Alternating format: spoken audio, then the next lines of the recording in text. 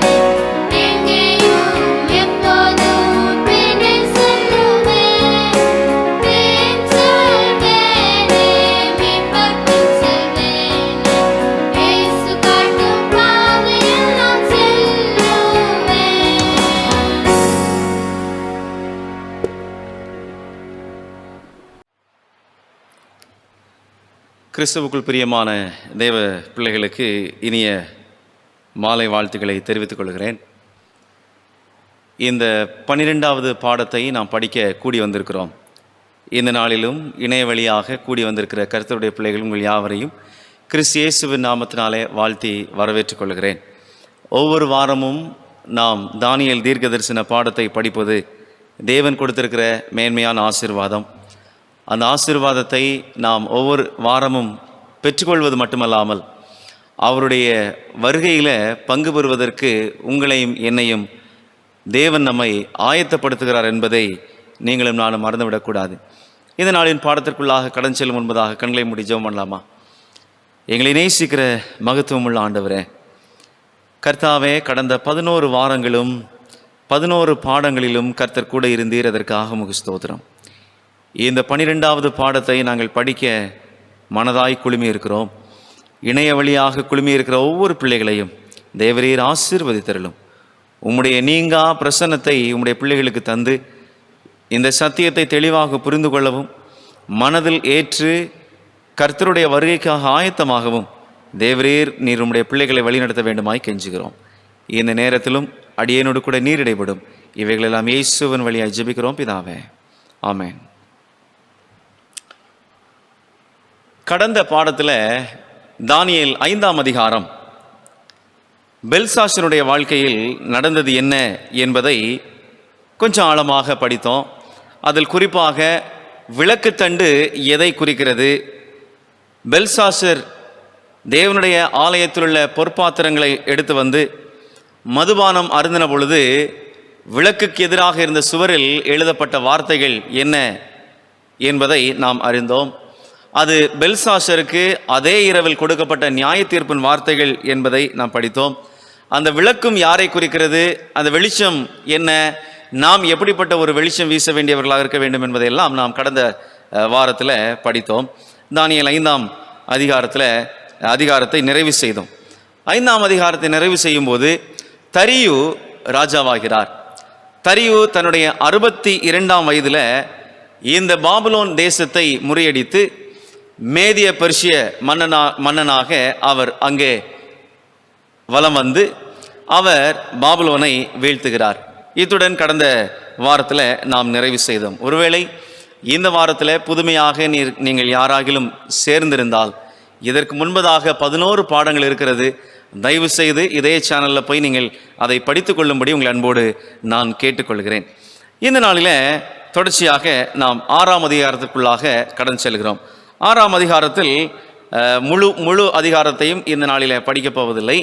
வருகிற வாரம் இன்னும் இந்த அதிகாரத்தினுடைய தொடர்ச்சியை நாம் படிக்க இருக்கிறோம். ஆகவே 6ஆம் அதிகாரம் 2 பகுதிகளாக பிரித்திருக்கிறேன். நான் செய்தியாக 2 செய்திகளாக நான் பிரித்திருக்கிறேன். இந்த 6ஆம் அதிகாரத்தில் நடந்த சம்பவம் 538ஆம் வருடத்தில் நடந்த சம்பவம். கிமு 538. ஒருவேளை உங்களுக்கு ஞாபகம் இருக்கான்னு பார்த்துக்கலாம். 5ஆம் அதிகாரம் எத்தனாவது வருடத்தில் எழுதப்பட்டது அப்படின்ட்டு உங்களுக்கு தெரியுமா? நிச்சயம் தெரிஞ்சிருக்கும். கிமு 539 9வது வருடத்தில் ஒரே நாளில் நடந்த சம்பவம் தான் அந்த 5ஆம் அதிகாரத்தின் சம்பவம். இப்போ 6ஆம் அதிகாரத்திற்குள்ளாக வந்திருக்கிறோம். இந்த 6ஆம் அதிகாரத்தின் சம்பவம் கிமு 538ஆம் வருடத்தில் நடந்தது. இந்த சமயத்தில் தானியேலுடைய வயது 84. 5ஆம் அதிகாரத்தில் தானியேலுடைய வயது 83. இந்த 84 வயது முதிர்ந்த ஒரு முதுமையான ஒரு மனுஷனாக தானியேல் இத்தேசத்தில் வாழ்ந்து வருகிறார். இப்போ இந்த தரியு தன்னுடைய 62வது வயதில் ராஜ்யபாரத்தை பிடிக்கிறார். அப்படின்னா தரியு தானியேலுக்கும் எவ்வளவு வயதிற்கு குன்றியவர் பார்த்தீங்களா? கிட்டத்தட்ட 22 வயதிற்கு இளமை வாய்ந்தவராக தரியு இருக்கிறார். அப்படின்னா தானியேலுக்கு தரியு மிகவும் ஒரு வயதில் குறைந்தவர் தான். ஆனாலும் வயது குறைந்த அந்த ராஜா பாபிலோனை சிறைபிடிக்கிறான். இப்போ 6ஆம் அதிகாரத்தில் முதல் 3 வசனங்களை வாசிக்கலாமே. ராஜ்யம் முழுவதையும் ஆளும்படிக்கு தன் ராஜ்யத்தின் மேல் 120 தேசாதிபதிகளையும் ராஜாவுக்கு நஷ்டம் வராதபடிக்கு அந்த தேசாதிபதிகள் கணக்கு ஒப்புவிக்கிறதற்காக அவர்களுக்கு மேலாக 3 பிரதானிகளையும் ஏற்படுத்துவது தரியுவுக்கு நலமென்று கண்டது. இவர்களில் தானியேல் ஒருவனாயிருந்தான். பாருங்க, இப்போ இந்த தரியு ஒரு டிப்ளமேட்டிக் பர்சன். அதாவது தன்னுடைய பொறுப்பை பிரித்து ஆட்சி செய்வது இவனுக்கு நல்ல ஒரு வழக்கமான செயலாக இருந்தது. அப்படி பிரித்து ஆட்சி செய்யும் போது அவனுடைய வாழ்க்கையில் அவனுடைய ராஜ்யம் சந்தோஷமாகவும் இருக்கும், செழுமை அடையும், குறை நிறைகளை அறிந்து கொள்ளலாம். இவனுக்கு பெரிய அளவில் மன அழுத்தம் இல்லாமல் இவனுடைய பணிகளை மற்றவர்களை கொண்டு செய்வது இவனுக்கு ஒரு சுலபமாக கண்டதாகவே தேசத்தினுடைய நலனை கருதி தேசத்தினுடைய நன்மைகளை மனதில் வைத்து இந்த தானியேல் என்ன செய்கிறார் அப்படின்னு சொன்னா, தானியேல் என்ன செய்கிறார், மன்னிக்கவும், தானியேல் அல்ல, தரியு என்ன செய்கிறார் அப்படின்னா 120 தேசாதிபதிகள், பிரின்சஸ், 120 பிரின்சஸை ஏற்படுத்துகிறார். அவர்கள் தினந்தோறும் கணக்கு ஒப்புவிக்கத்தக்கதாக 3 பிரதானிகளையும் ஏற்படுத்துகிறான். பிரதானிகள் அப்படின்னும் போது ஆங்கில வேதாகமத்தில் 3 பிரசிடென்ட்ஸ் என்று எழுதப்பட்டிருக்கிறது. அந்த 3 பிரதானிகளில் இந்த தானியேலும் ஒருவனாக இருந்தானாம். அப்போ தரியுடைய காலத்திலும் தானியேல் நற்பெயரை பெற்று சீரடைந்திருக்கிறான் என்பதை நாம் புரிந்து கொள்ள வேண்டும். 3வது வசனத்தை வாசிக்கிறேன் பாருங்க. இப்படி இருக்கையில் தானியேல் பிரதானிகளுக்கும் தேசாதிபதிகளுக்கு மேற்பட்டவனாய் இருந்தான். இப்போ அந்த 3 பிரதானிகளிலும் தானியேல் நம்பர் 1. அப்படின்னா ராஜாவுக்கு கீழே 120 தேசாதிபதிகளும் 120 தேசாதிபதிகளுக்கு மேலே மூன்று பிரதானிகளும் இருந்தாங்க. ஆக ராஜாவுக்கு கீழே மொத்தம் 123 பேர், தானியேலுக்கு கீழே 122 பேர். ராஜாவுக்கு அடுத்த ஸ்தானத்தில் தானியேல் அமர்த்தப்பட்டிருக்கிறான். இப்போ 3வது வசனம் இப்படி சொல்லுது பாருங்க. இப்படி இருக்கையில் தானியேல் பிரதானிகளுக்கும் தேசாதிபதிகளுக்கும் மேற்பட்டவனாய் இருந்தான். தானியேலுக்குள் விசேஷித்த ஆவி இருந்தமையால் அவனை ராஜ்யம் முழுமைக்கும் அதிகாரியாக ஏற்படுத்த ராஜா நினைத்தான்.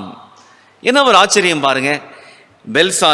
நேபுகாத்நேசர், பெல்சாசர், நேபுகாத்நேசருக்கு இடையில நேபுகாத்நேசருடைய மகன் மற்றும் மருமகன், மருமகனுக்கு அடுத்ததாக பேரன் பெல்சாசர், இப்படி 4 ராஜாக்களை கடந்த பிறகு இங்கு தரியு வருகிறார், கோரேசும் இதில் வருகிறார். ஆனாலும் இந்த சகல ராஜ்யங்களில் எல்லாம், எல்லா ராஜ்யங்களிலும் தானியேல் ஒரு நல்ல ஆவி உடையவனாக, தெய்வ ஆவியை பெற்றவனாக, தேவனுக்கு உகந்தவனாக வாழ்ந்து வந்திருக்கிறான் என்பதை இந்த 3ஆம் வசனத்தில் அவனுக்கு கிடைத்திருக்கிற மதிப்பை பார்க்கும்போது நமக்கு புலனாகிறது.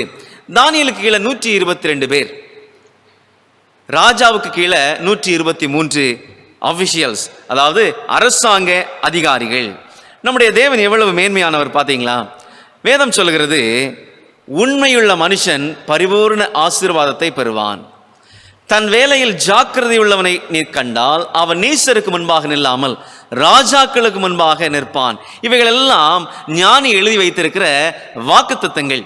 உங்களுக்கும் எனக்கும் இந்த பூமியில் உள்ள வாழ்க்கையில் நாம் எப்படி வாழ வேண்டும், நம் வாழ்ந்தால் என்ன ஆசீர்வாதம் என்பதை எல்லாம் வாக்குத்தத்தங்களாக தேவன் நமக்கு ஞானி மூலமாக எழுதி வைத்திருக்கிறார். இப்போ இந்த தானியேலுடைய வாழ்க்கையில உண்மை தன்மை மேலோங்கி நின்றது. அவனுடைய வாழ்க்கையில் அந்த உண்மை இருந்தது நிமித்தமாக சகல ஜனங்களும் சகல ராஜாக்களும் அவனை பார்க்கிறாங்க.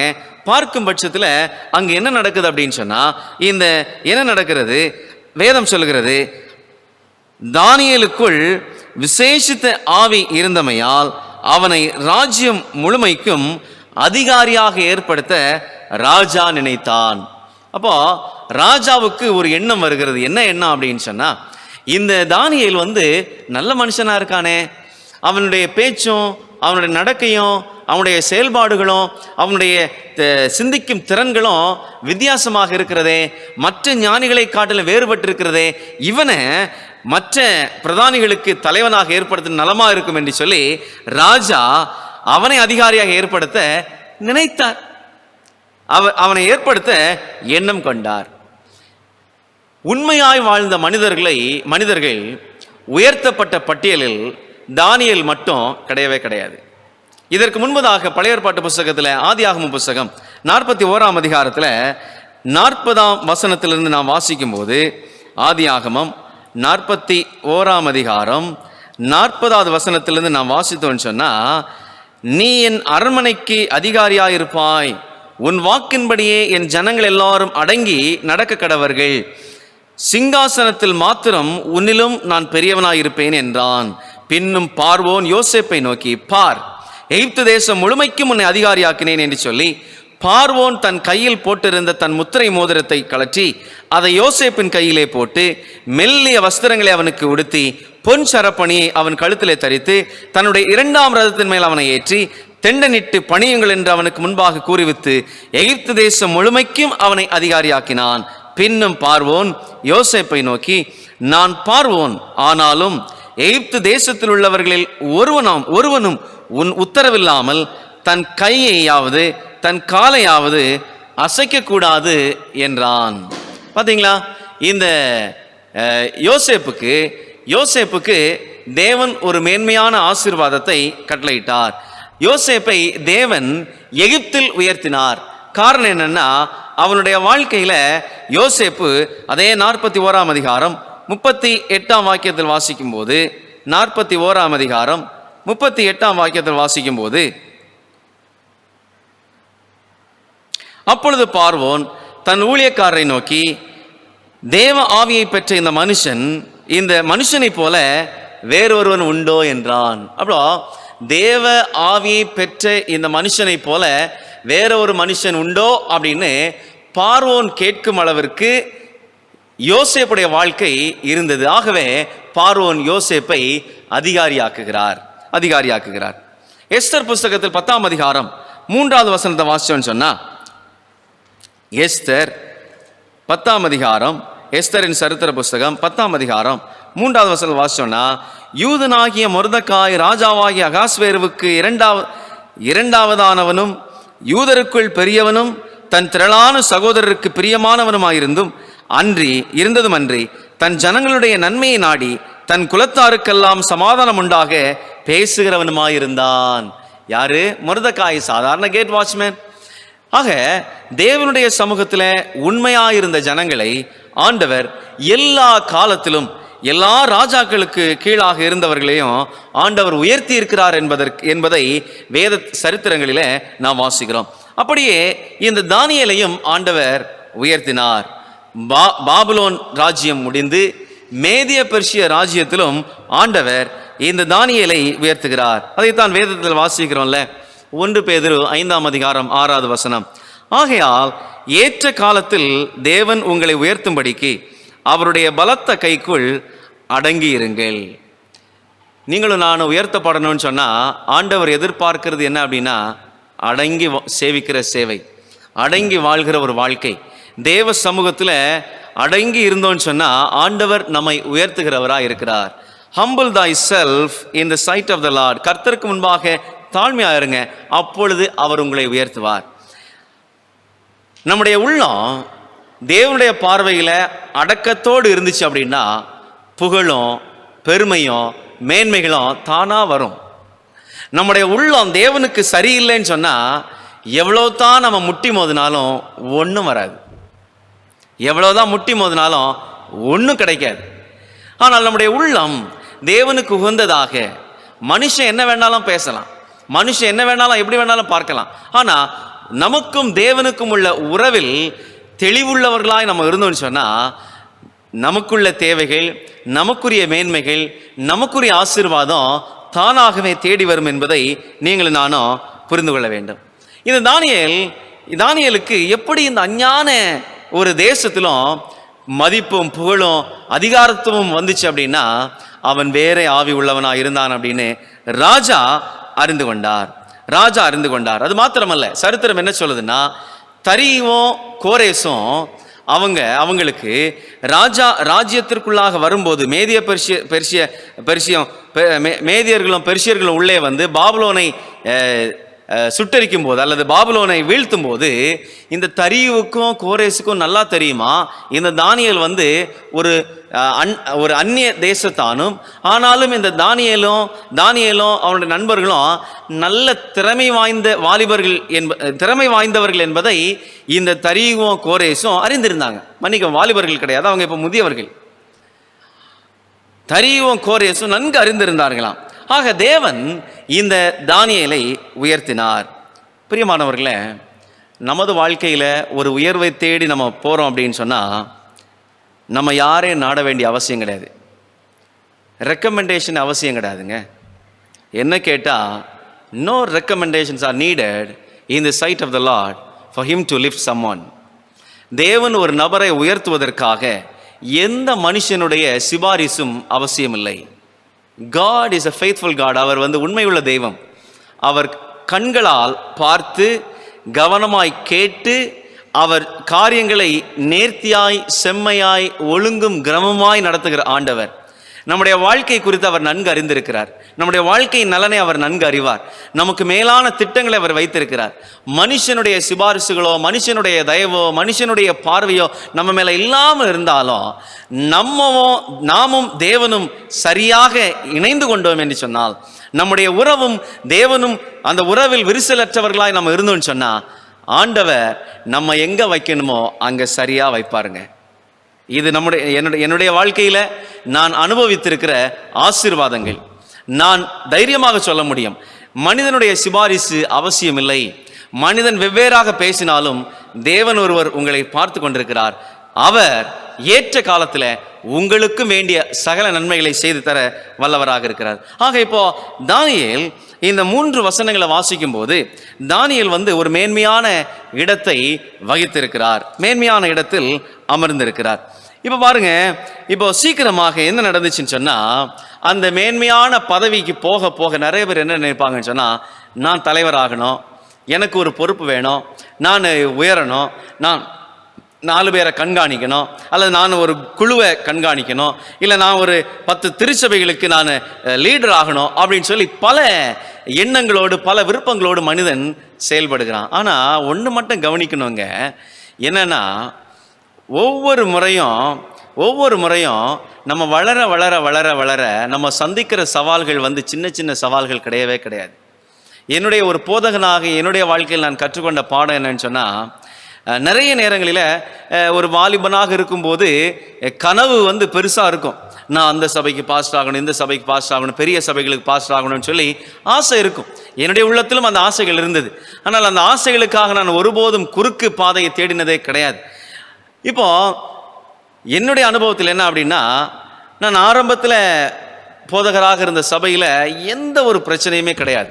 ஒரு சிறு கூட்டம், சிறு குழு, சந்தோஷமான அந்யோன்யம், சந்தோஷமான ஐக்கியம், என்ன ஒரு நிகழ்வு இருந்தாலும் ஒரு குடும்பமாக ஒன்று சேருகிற ஒரு சேர்வை, எல்லாம் ஒரு நல்ல ஒரு உணர்வை தந்தது. ஆனால் அதுக்கு அடுத்த ஒரு பொறுப்பு வரும் பொழுது அங்கு உண்மையிலேயே அதை விட பெரிய சவால்கள் அங்கு இருந்தது. ஒற்றுமையில் சீர்குலைவு, அந்யோன்ய குறைவு, இப்படி பல போராட்டங்கள் இருந்தது. அதை விட தாண்டி இப்போ அதை விட கொஞ்சம் சற்று உயரும் பொழுது அதைவிட மேலான சவால்கள். ஒவ்வொரு காலகட்டத்திலும் நாம் உயர உயர உயர நாம் சவால்களையும் அதிகமாக சந்திக்க வேண்டும். ஏன் தெரியுமா? why God allows challenges in our lives? நம்முடைய வாழ்க்கையில் ஏன் ஆண்டவர் அதிகமான சவால்களை கொடுக்கிறார் தெரியுமா? நம்ம வளர வளர வளர வளர நம்ம குணத்திலும் வளர வேண்டும்.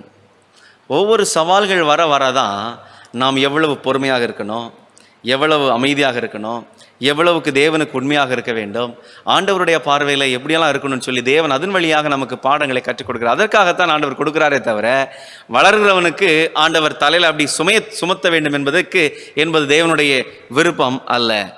சீக்கிரமாகவே இந்த தானியேலை மேதிய பெர்சியர்கள் பார்த்து கண் வச்சிட்டாங்க.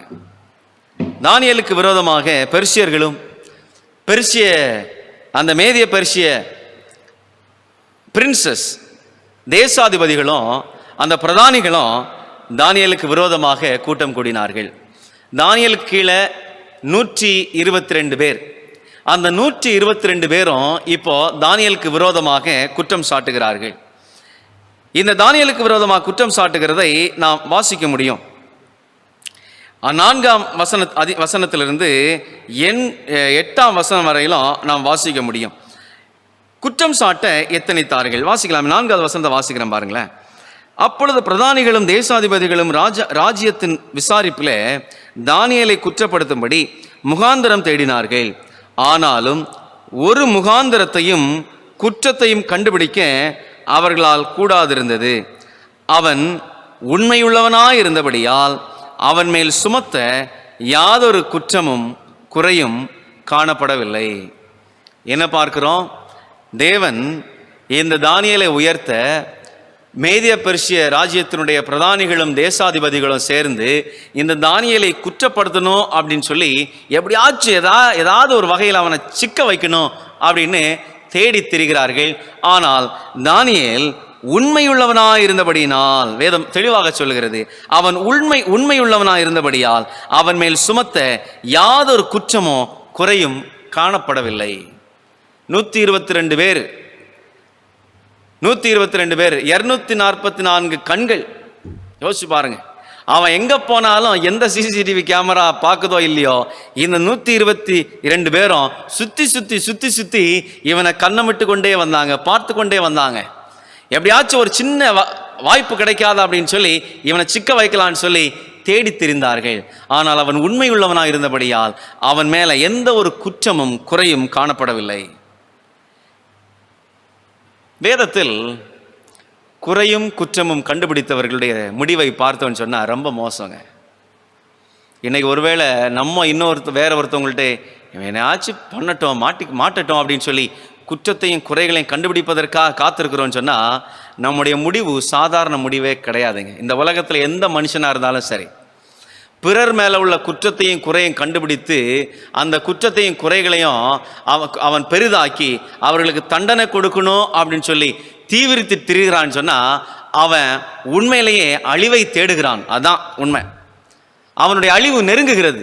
வேதத்தின் வழியாக இதை தெரிகிறோம். என்ன அப்படின்னா, பரலோகத்தில் 1/3 தேவதூதர்கள் தேவனுக்கு விரோதமாகவே கலகம் செய்தார்கள். லூசிஃபர், விடிவெள்ளி நட்சத்திரம் என்று போற்றப்பட்ட அந்த லூசிஃபர் தன்னுடைய வாழ்க்கையில் அவன்தான் மேலானவனாக இருக்கணும் அப்படின்னு சொல்லி முயற்சித்தான். ஆனால் அது சாத்தியமான விஷயமே கிடையாது. அது அவனால் வரவே முடியாது. சிருஷ்டிகருடைய இடத்தை எவனாலும் எடுக்க முடியாது.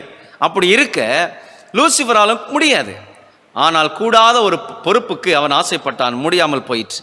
அதன் விளைவாக அவன் கொஞ்சம் பேரை திரட்டி 3/4 தூதர்கள் வந்து தேவனுக்கு விரோதமாக கலகம் செய்தார்கள். அவர்கள் பூமியிலே தள்ளப்பட்டார்கள். நித்திய நியாய தீர்ப்புக்கென்று அவர்கள் காக்கப்பட்டிருக்கிறார்கள். சாத்தானும் அவனை சேர்ந்த தூதர்களுக்கும் ரட்சிப்பு இல்லை. அவர்கள் கர்த்தராகிய இயேசு கிறிஸ்து வரும்போது அழிவை காண இருக்கிறார்கள். அவர் மீண்டும் இந்த பூமிக்கு வந்து 1000 வருட அரசாட்சிக்கு பிறகு, பரலோகத்தில் பரிசுத்தவான்கள் 1000 வருட அரசாட்சிக்கு பிறகு மீண்டுமாக 3வது முறை வரும்போது இந்த பூமியை முழுவதுமாக சகல பாவங்களையும் அநியாயத்தையும் நீக்கி முற்றிலுமாக சகல துன்மார்க்கர்களையும் ஒழித்து கட்டி ஆண்டவர் புதிய பூமியை உருவாக்க இருக்கிறார். சாத்தானுக்கும் அவனுடைய தூதர்களுக்கும் ரட்சிப்பின் வழி வாய்ப்பே இல்லைன்னு பார்த்தீங்களா? கலகம். இயேசுவின் மேல் குற்றம் கண்டுபிடித்த மனுஷனுடைய வாழ்க்கை. அவன் நல்லா தான் இருந்தான், மதிப்போடு இருந்தான், மரியாதையோடு இருந்தான். எல்லா தூதர்களும் வந்து அவனை போற்றினாங்க, பாடினாங்க, துதித்தாங்க. ஆனால் அவனுக்கு கொடுக்கப்பட்ட இடத்தில் இருந்து அவன் மேன்மையான இடத்தை இச்சித்தான். தேவனுக்குள்ளாக அவன் அடங்கி இருக்கவில்லை. அவனுடைய முடிவு மோசமாய் போனது. குறைகளை தேடினவன். மோசேக்கும் ஆரோனுக்கு விரோதமாக குறைகள் தேடினாங்க. யாரெல்லாம் தெரியுமா? தாத்தான், அபிராம் கூட்டத்தார், கோராகு, இவங்க எல்லாம் மோசேக்கும் ஆரோனுக்கு விரோதமாக கலகம் செய்தாங்க. யோசேப்புக்கு விரோதமாக 10 சகோதரர்கள் கலகம் செய்தார்கள். வெறுத்தாங்க, விற்றாங்க, குழியில போட்டாங்க, அடித்தாங்க, துன்புறுத்தினாங்க. ஏதாச்சும் குற்றம் கண்டுபிடிச்சு அவனை தீர்த்து கட்டலாம் நினைச்சாங்க. முடிஞ்சிச்சா? ஆண்டவர் அவனை கொண்டு எகிப்தில் அதிகாரி ஆக்கினார். உங்க 10 பேர் கூட கிடந்து யோசேப்பு மாரடிக்கிறது பதிலாக அவன் எகிப்தில் எனக்காக பணியாற்றுவான் அப்படின்னு சொல்லி ஆண்டவர் அவனை இஸ்ரவேல்ல இருந்து எகிப்துக்கு கொண்டு சேர்த்தார். பிரியமானவர்களே, பிறருடைய வாழ்க்கையில் நாம் குறை கண்டுபிடிப்பதற்காக அல்லது குற்றம் கண்டுபிடிப்பதற்காக நாம் முயற்சிக்கிறோம்னு சொன்னால் உண்மையிலே அதனுடைய முடிவு அழிவு தான். அந்த குணம் பொல்லாத குணம், பிசாசனுடைய குணம். இதே போல இந்த தானியேலுக்கும் பல சதிகார கூட்டம் இருந்தது. குறிப்பாக இந்த மேதிய பெர்சியர்கள். இந்த மேதிய பெர்சியர்கள் வந்து எல்லாரும் குற்றம் சாட்டினாங்க, குற்றம் சாட்ட பார்த்தாங்க. ஆனால் முடியவே முடியல. வேதம் ஒரு பழமொழி கூட சொல்லுவாங்க பார்த்தீங்களா? கெடுவான் கேடு நினைப்பான். எவன்லாம் கேடு நினைக்கிறானோ அவன் எல்லாம் கெடுவாங்க. அது எந்த பெரிய கொம்பனாக இருந்தாலும் சரி, எவ்வளவு பெரிய பொருளாதாரத்தில் மேன்மையுள்ளவர்களாக இருந்தாலும் சரி, ஐஸ்வர்யவானாக இருந்தாலும் சரி, இல்லை எவ்வளவு பெரிய பதவிகளை வகிக்கிறவர்களாக இருந்தாலும் சரி, கேடு நினைத்தானா அவன் கெடுவான். கேடு நினைத்தவர்கள் ஒருவனும் வேதத்தில் ஒருவரும் முன்னேறினதாக வேதம் சொல்லவே இல்லை. யாரெல்லாம் கேடு நினைச்சாங்களோ அந்த கேடடைஞ்சு அவங்க ஒளிந்துதான் போனார்கள். ஆமானுடைய பாவம், ஆகான், இப்படி பலர் கேடு நினைத்து அவர்கள் இறுதியில் மோசமான முடிவை சந்தித்தார்கள். யாக்கோபு 3ஆம் அதிகாரம் 16வது வசனம் சொல்லுகிறது, வைராக்கியமும் விரோதமும் எங்கே உண்டோ அங்கே கலகமும் சகல துர்ச்செய்கைகளும் உண்டு. வைராக்கியமும் விரோதமும் எங்கெல்லாம் இருக்கோ அங்கே கலகமும் துர்ச்செய்கைகளும் உண்டாம். இப்போ இந்த உண்மையுள்ள இந்த தானியேலுடைய வாழ்க்கையில் களங்கத்தை கொண்டு வர சாத்தான் திட்டம் தீட்டினான். யாரெல்லாம் குறை தேடி போகிறாங்களோ, யாரெல்லாம் பிறரை வந்து குற்றம் சாட்டணும், இல்லை குறை பேசணும், ஏதாச்சும் குற்றத்தை கண்டுபிடிக்கணும்னு சொல்லி தேடி போகிறாங்களோ அவங்களுக்கு எல்லாருக்கும் சாத்தான் உதவியாக வருவான், எல்லாருக்கும் சாத்தான் உதவியாக போவான். இந்த தானியேலுக்கு விரோதமாக குற்றம் கண்டுபிடிப்பதற்கு எத்தனித்தவர்களுக்கும் சாத்தான் உதவியாக போனான். 6ஆம் அதிகாரம் 5வது வசனத்தில் நான் வாசிக்கிறேன் பாருங்களேன். அப்பொழுது அந்த மனுஷர், நாம் இந்த தானியேலை அவனுடைய தேவனை பற்றிய வேத விஷயத்தில் குற்றப்படுத்தும் முகாந்திரத்தை கண்டுபிடித்தால் ஒழிய அவனை வேறொன்றிலும் குற்றப்படுத்தும் முகாந்திரத்தை கண்டுபிடிக்க கூடாது என்றார்கள். சாத்தான் ஐடியா கொடுத்துட்டான்ல. என்ன ஐடியா கொடுத்தான்? நல்ல ஐடியா கொடுக்குறான் பாருங்க. இவனை எந்த விஷயத்தில் நீங்கள் குற்றப்படுத்த முடியாது. அவன் திறமசாலி. அவன் சகல ராஜாக்களுக்கு கீழே பயிற்சி பெற்றவன். எப்படியெல்லாம் வாழ வேண்டும் என்று சொல்லி சகல சூத்திரத்தையும் அறிந்தவன்.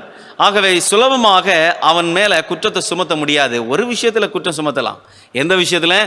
தேவனை பற்றிய விஷயத்தில் அவனை குற்றம் சுமத்தலாம், அவன் மேல் குற்றம் சுமத்தலாம், அவனை குற்றம் சாட்டலாம் அப்படின்னு சொல்லி இந்த மேதியர்களும் பெர்சியர்களும் எத்தனித்தார்கள், யோசனை பண்ணாங்களாம். இந்த யோசனை யார் கொடுத்தா தெரியுமா? சாத்தான். 6ஆம் வசனம். பின்பு அந்த பிரதானிகளும் தேசாதிபதிகளும் கூட்டங்கூடி ராஜாவினிடத்தில் போய் அவனை நோக்கி, தரியு ராஜாவே, நீர் என்றும் வாழ்க. எவனாகிலும் 30 நாள் வரையிலும் ராஜாவாகிய உம்மை தவிர எந்த தேவனை ஆனாலும் மனுஷனை ஆனாலும் நோக்கி யாதொரு காரியத்தை குறித்து விண்ணப்பம் பண்ணினால் அவன் சிங்கங்களின் கெபியிலே போடப்பட ராஜா கட்டளை பிறப்பித்து உறுதியான தாக்கீது செய்ய வேண்டும் என்று ராஜ்யத்தினுடைய எல்லா பிரதானிகளும் தேசாதிபதிகளும் பிரபுக்களும் மந்திரிமார்களும் தலைவர்களும் ஆலோசனை பண்ணி கொண்டிருக்கிறார்கள். ஆதலால் இப்போதும் ராஜாவே, மேதியருக்கும் பெர்சியருக்கும் இருக்கிற மாறாத பிரமாணத்தின்படியே அந்த தாக்கீது மாற்றப்படாதபடி நீர் அதை கட்டளையிட்டு அதற்கு கையெழுத்து வைக்க வேண்டும் என்றார்கள். ராஜாவே, நீர் என்றும் வாழ்கன்னு சொல்லி ஒரு கூட்டம் கூடி போய் ராஜாவை புகழ்ந்த உடனே ராஜா மயக்கம் கொண்டு விட்டார். சில நேரத்தில் யாராச்சும் நம்மளை புகழ்ந்துட்டாங்கன்னு சொன்னால் அப்படியே பறப்பாங்க அப்படின்னு சொல்லுவாங்க, பார்த்துருக்கீங்களா?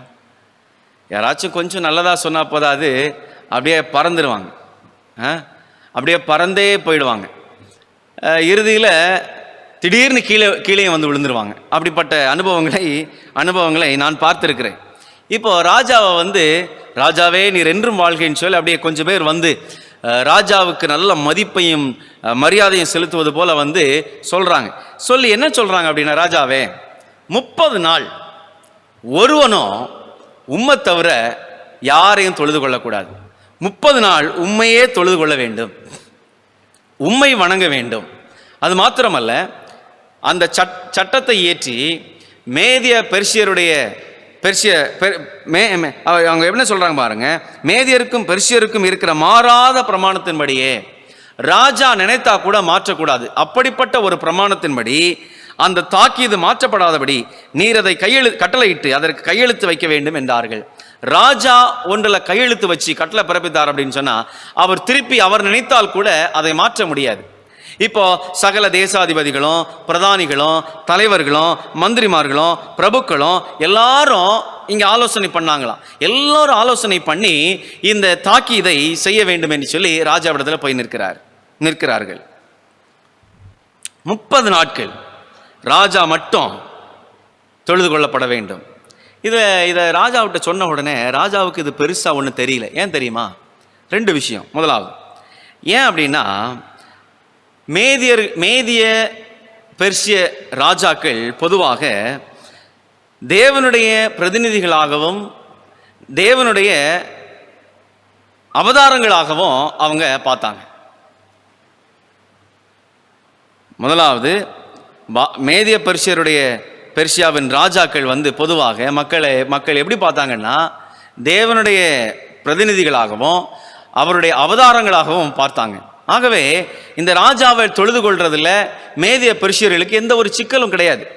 ஆகவே தரியும் அதை ஏற்றுக்கிட்டார், தரியும் அதை ஓகேன்ட்டார். ஏன்னா அது ஒரு வழக்கம் அவங்களுக்குள்ளே இருக்கிறது. ராஜாவா, ஓ அவர்கள் தேவனுடைய பிரதிநிதிகள், ராஜாவா தேவனுடைய அவதாரம் அவர், அதனால் ராஜாவை யாரும் மீறக்கூடாது அப்படின்ற ஒரு காரியம் அவங்களுக்குள்ளாக இருந்து கொண்டே இருந்தது. 9ஆம் வசனம் வாசிக்கிறேன் பாருங்களேன். அப்படியே ராஜாவாகிய தரியு அந்த கட்டளை பத்திரத்துக்கு கையெழுத்து வைத்தான். தானியேலோ வென்றால் அந்த பத்திரத்துக்கு கையெழுத்து வைக்கப்பட்டதென்று அறிந்த போதிலும் தன் வீட்டுக்குள்ளே போய் தன் மேல் அறையிலே எருசலேமுக்கு நேராக பலகணிகள் திறந்திருக்க அங்கே தான் முன் செய்து வந்தபடியே தினம் 3 வேளையும் தன் தேவனுக்கு முன்பாக முழங்கால் படிட்டு ஜெபம் பண்ணி ஸ்தோத்திரம் செலுத்தினான். தானியேல் என்ன செய்தாராம்? தானியேல் என்ன செய்தாராம்? மீண்டும் வாசிக்கிறேன் பாருங்க. தானியேலோ வென்றால் அந்த பத்திரத்துக்கு கையெழுத்து வைக்கப்பட்டது என்று அறிந்த போதிலும் அவனுக்கு தெரியும் இது எனக்கு விரோதமான பத்திரம், அது எனக்கு ஆபத்தை கொண்டு வரும், அதில் கையெழுத்து ஆயிற்று, ராஜாவும் கட்டளை கொடுத்துட்டார் அப்படின்றத இந்த தானியேல் அறிந்த பொழுதும் தானியேல் என்ன செய்தாராம்? தன் வீட்டுக்குள்ளே போய் தன் மேல் அறையிலே எருசலேமுக்கு நேராக பலகணிகள் திறந்திருக்க அங்கே தான் முன் செய்து வந்தபடியே தினம் 3 வேளையும் தன் தேவனுக்கு முன்பாக முழங்கால் படிட்டு ஜெபம் பண்ணி ஸ்தோத்திரம் செலுத்தினான். There was no change in Daniel's life, in Daniel's prayerful life. தானியேலுடைய ஜெப ஜீவியத்தில் எந்த ஒரு மாற்றமும் இல்லை. ராஜாவுடைய தாக்கீது கூட தனக்கு ஒரு மிரட்டலை கொடுக்கவில்லை. இந்த தானியேல் தைரியமாக எப்பொழுதும் போல வழக்கத்தின்படி கதவை திறக்கிறார், மேல் வீட்டறையில போகிறார், எருசலேமை நோக்கி பார்க்கிறார், முழங்கால் படிட்டு ஜெபிக்கிறார். பாருங்க, அங்க 7 அம்சங்களை நம்ம பார்க்க முடியும். 3 times prayer, 3 வேளை ஜெபிக்கிற ஜெபம். ஐயோ, இந்த தாக்கீது நமக்கு விரோதமாக இருக்கிறது, இந்த சட்டம் நமக்கு விரோதமாக இருக்கிறதாகவே நம்ம 3 வேளைக்கு பதிலாக 1 முறை ஜெபம் பண்ணலாம்னு சொல்லி தானியேல் குறைக்கவில்லை, அல்லது 2 வேளைக்கு மாற்றவில்லை. வழக்கத்தின்படியே 3 times a day, 3 வேளை ஒவ்வொரு நாளும். 2வது முழங்கால் படியிட்டு ஜெபம். 3வது ஸ்தோத்திர ஜெபம். 4வது வழக்கத்தின்படியே ஜெபம். 5வது எருசலேமுக்கு நேராக ஜெபம். 6வது சட்டம் பிறப்பிக்கப்பட்டு விட்டது என்றாலும் அவன் சளைக்காமல் ஏறெடுத்த ஜெபம். 7வது சிங்கக்கபியில் போடப்படுவான் என்றாலும் தேவனோடு போராடி ஜெபித்த ஜெபம். இந்த தானியேல் எதை குறித்தும் கவலைப்படலைங்க. எதை குறித்தும் அவன் கவலை கொள்ளவே இல்லை. அவனுக்கு தெரியும், நடக்கிறது நடக்கட்டும், இதே போல பார்க்காத ராஜாவா? நேபுகாத்நேச்சருடைய ஆட்சியின் காலத்தில் தன்னுடைய நண்பர்களை அக்னி சூளையில் போட்டான். அங்கே தேவன் அவர்களை காப்பாற்றவில்லையா? இதெல்லாம் தானியேலுக்கு தெரிந்த கலைகள் தான். தானியேலுக்கும் ஆண்டவருக்கும் உள்ள உறவு ரொம்ப நெருக்கமானது. அதை யாருமே பிரிக்க முடியவில்லை. சாத்தான் அந்த தேசாதிபதிகளுக்கும் பிரதானிகளுக்கும் தலைவர்களுக்கும் பிரபுக்களுக்கும் மந்திரிமார்களுக்கும் அவன் ஆலோசனை கொடுத்து அதன் மூலமாக ஒரு திரள் கூட்டம் தானியேலுக்கு எதிராக எழுந்தாலும் தானியேல் அவைகளை குறித்து அவன் கலங்கினதே கிடையாது. வாசிக்கிறேன் பாருங்களேன், பரிசுத்தமாக்கப்பட்ட வாழ்க்கை பக்கம் 44 வாசிக்கிறேன். தனக்கும், அதாவது தானியேலுக்கும் தன் தேவனுக்கும் இடையில் வந்து தான் யாரிடம் ஜெபிக்க வேண்டும் அல்லது யாரிடம் ஜெபிக்க கூடாது என்று சொல்வதற்கு எந்த பூமிக்குரிய வல்லமைக்கும் அதிகாரம் இல்லை என்பதை தமது செயலின் மூலமாக பயமின்றி அறிவிக்கிறான் தானியேல். எப்படி அறிவிக்கிறானா? நான் யார்கிட்ட ஜெபம் பண்ணணும், நான் யார்கிட்ட ஜெபம் பண்ணக்கூடாது, நான் யாரை தொழுது கொள்ளணும், யாரை தொழுது கொள்ளக்கூடாதுன்னு சொல்றதுக்கு இந்த பூமியில் எந்த அதிகாரத்திற்கும் வல்லமை இல்லைன்றத இவனுடைய வாழ்க்கை முறையில் வெளிப்படுத்துகிறானாம். தொடர்ந்து வாசிக்கிறேன் பாருங்க. கிறிஸ்தவ வீரத்துக்கும் விசுவாசத்திற்கும் ஒரு புகழ்ச்சிக்குரிய முன்மாதிரியாக இன்றைய உலகிற்கு முன்பாக அவன் நிற்கிறான். கிறிஸ்தவ வீரத்திற்கும் விசுவாசத்திற்கும். நம்மிடத்துல வீரம் இருக்கா? வீரம் இருக்கா? அவனை சண்டை போடுறதுக்கு இல்லை வீரம். இயேசுவை போல் வாழ்வதற்கு வீரம் இருக்கிறதா? இயேசுவை போல் வாழ்வதற்கு தைரியம் இருக்கிறதா? இயேசுவை போல் பாடுபட தைரியம் இருக்கிறதா? இயேசுவை போல் இவ்வுலகத்திற்கு நன்மை செய்ய உங்களுக்கு தைரியம் இருக்கிறதா? இயேசு பிதாவோடு கூட வைத்திருந்த விசுவாசத்தை நீங்களும் நான் வைத்துக் கொள்வதற்கு நமக்கு தைரியம் இருக்கிறதா? தானியேலுக்கு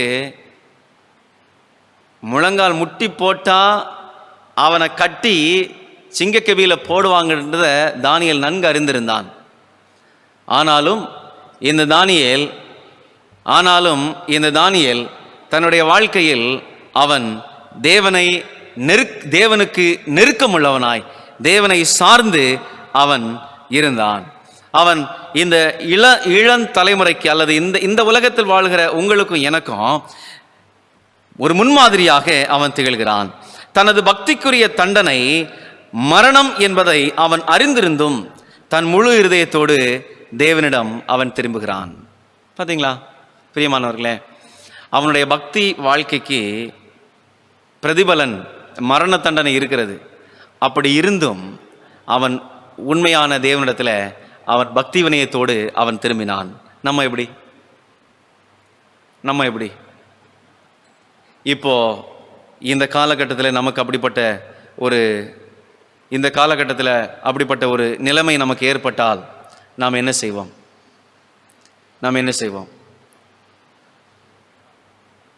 தானியேல் எவைகளுக்காகலாம் ஸ்தோத்திரம் சொல்லியிருப்பார் நினைக்கிறீங்க? எவைகளுக்கெல்லாம் ஸ்தோத்திரம் சொல்லியிருப்பார் நினைக்கிறீங்க?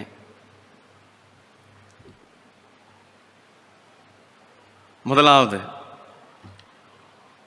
தேவனுடைய வாக்குத்தத்தங்களுக்காக. அதுக்கு முன்னாடி இந்த இக்கட்டான சூழ்நிலையில நன்றி சொல்லி எதுக்காச்சும் ஜெபம் பண்ண முடியும்? நன்றி சொல்றதுக்கு ஏதாச்சும் இருக்குங்க. தானியேலை பார்ப்போம். தானியேல் அவனுடைய தேவனுடைய வாக்குத்தத்தங்களுக்காக அவன் ஜெபம் பண்ணியிருப்பான். தேவன் என் அடைக்கலமும் என் பலனும் ஆபத்து காலத்தில் அனுகூலமான துணையுமானவர். கர்த்தர் தமக்கு பயந்தவர்களை சூழ பாளையம் இறங்கி ரட்சிக்கிறார். இது எல்லாம் வாக்குத்தத்தங்களுக்காக அவன் ஜெபம் பண்ணியிருப்பான். ரெண்டாவது, தன்னுடைய இளமை காலம் முதல் இந்த 84 வயது முதுமை காலம் வரையிலும் தேவன் தன்னை நடத்தினதற்காக நன்றி சொல்லியிருப்பான். 84 வருடங்களாக அவனுடைய ஜெப வாழ்க்கையை ஆசீர்வதித்ததற்காக அவன் நன்றி சொல்லியிருப்பான். அவன் கேட்ட ஒரு விண்ணப்பம் கூட மாறி போகலை. எல்லா விண்ணப்பத்திற்கும் பதில் பெற்று அவன் சந்தோஷமான ஒரு வாழ்க்கையை நடத்தி வந்தான். நான்காவது, தரிசனங்கள் சொப்பனங்களை விளக்க தேவன் அவனுக்கு அனந்த ஞானத்தை கொடுத்திருந்தார். அந்த ஞானத்திற்காக நன்றி சொல்லியிருப்பான். ஐந்தாவது, நல்ல ஆரோக்கியத்திற்காக அவன் நன்றி சொல்லியிருப்பான். ஏழாவது, அவன் நல்ல நண்பர்கள், அற்புதமான நண்பர்களுக்காக ஆண்டவருக்கு நன்றி சொல்லியிருப்பான். ஏழாவதாக, தன்னுடைய நண்பர்களை அக்னியிலிருந்து காத்ததற்காக நன்றி சொல்லியிருப்பான். அவனை நேபுகாத்நேச்சருடைய வாழ்க்கையில் ஒரு ரட்சிப்பிற்கு கருவியாக பயன்படுத்துறதுக்காக நன்றி சொல்லியிருப்பான்.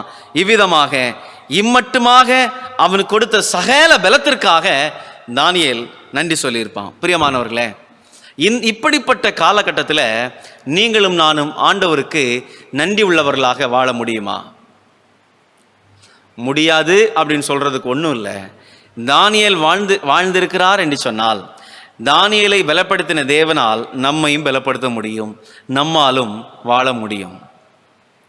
ஆக தேவன் இன்றைக்கு நம்மிடத்தில் எதிர்பார்க்கிற என்ன அப்படின்னா, அவருக்கு உண்மையாய் காணப்பட வேண்டும். உயர்வு அவரால் வரும். ஆபத்துக்கள் வந்தாலும் அவர் பார்த்து கொள்வார். 1 தெசலோனிக்கேயர் 5ஆம் அதிகாரம் 18ஆவது வாக்கியத்தில் வாசிக்கிறோம், எல்லாவற்றிலேயும் ஸ்தோத்திரம் செய்யுங்கள். பிரியமானவர்களே, இந்த 10 வசனங்கள் வரையிலும் தரியு அரசாண்ட காலத்தில் தானியேலுக்கு வந்த மேன்மைகளையும் தானியேலுக்கு வந்த நெருக்கங்களையும் நாம் அறிந்திருக்கிறோம். இந்த நாளிலும் தேவ சமூகத்தில் நம்மை அர்ப்பணிப்போம். தானியேல் உண்மையுள்ளவனாக இருந்தான். அவனுக்கு விரோதமாக ஒரு படையை சூழ்ந்தது. அதை பற்றியெல்லாம் கவலைப்படாதீங்க. நம்முடைய வாழ்க்கையில் ஒரு உண்மையான காரியம், நல்ல விஷயம் செய்கிறோம் அப்படின்னு சொன்னால் 4 சாத்தான் வேண்டான்னு தான் சொல்லும். 4 பேர் அதெல்லாம் தேவையில்லைன்னு தான் சொல்லுவாங்க. கண்டமேனுக்கு ஏசுவாங்க. தேவையில்லாத வார்த்தைகளால் நம்மளை இகழ்வாங்க. அதை குறித்தெல்லாம் கவலைப்பட வேண்டிய அவசியம் கிடையாது. தானியேல் தான் செய்தது சரி என்பதை அவனுடைய மனசாட்சியின்படி அவன் செய்து முடித்தான். தேவன் அவனை ஆசீர்வதித்தார். பிரியமானவர்களே, காலம் மிகவும் சமீபம். கர்த்தராகிய இயேசு கிறிஸ்துவுடைய வருகை மிகவும் மிகவும் சமீபமாக இருக்கிறது. அவருடைய அதிசீக்கிர வருகையில் நீங்களும் நானும் பங்குள்ளவர்களாக மாற நாம் ஆயத்தமாகிக் கொண்டிருக்கிறோம். நாம் தானியேலுடைய இடத்தில் நாம் வைத்து பார்ப்போமே. இந்த காலகட்டத்தில் தானியேலுக்கு இருந்த ஒரு பரிசுத்தமான வாழ்க்கையும் ஒரு உண்மையான நடைமுறை வாழ்க்கையும் நம்மிடத்தில் இருக்கிறதா? யோசிச்சு பாருங்க. நம்முடைய வாழ்க்கையில் அந்த உண்மைத்தன்மை இருக்கிறதா? நமது வாழ்க்கையில் யார் என்ன சொன்னாலும் சரி, தேவனுக்கு முன்னாடி வாழ வேண்டிய அந்த பரிசுத்த வாழ்க்கைக்கும் எந்த ஒரு களங்கமும் வந்துடக்கூடாது அப்படின்றதுல தானியேல் உண்மையா இருந்தது போல நம்முடைய வாழ்க்கையில் உண்மையா இருக்கிறோமா? இன்றைய உலகிற்கு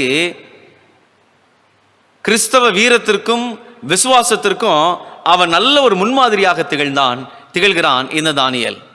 நம்ம எதுக்கு முன்மாதிரியா இருக்கோம்? நம்ம எதுக்கு முன்மாதிரியாக இருக்கிறோம்?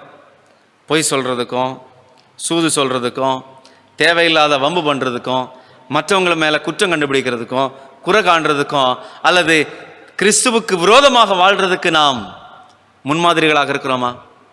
பிரியமானவர்களே, வாட் வி சோ வி ரீப்.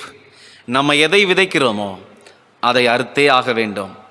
இந்த சரித்திரம், இந்த தானியேலுடைய சரித்திரம், தரியுனுடைய அரசாட்சியில இந்த சரித்திரம் இத்தோட முடியவில்லை. ராஜா கொடுத்த கட்டளை, ராஜாவின் தாக்கீதினுடைய விளைவு இதோட முடியவில்லை.